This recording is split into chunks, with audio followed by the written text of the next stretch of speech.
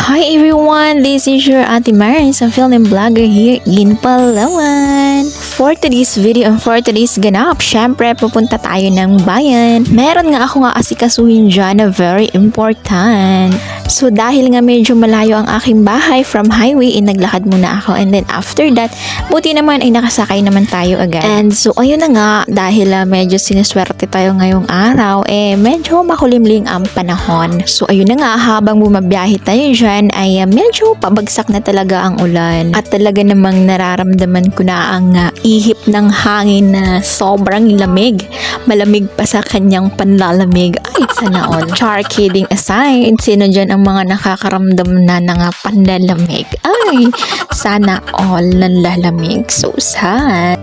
So ayun na nga, sa mga oras na yan ay talagang makulimlim na ang kalangitan sa Puerto Princesa at talaga namang pabagsak na ang ulan.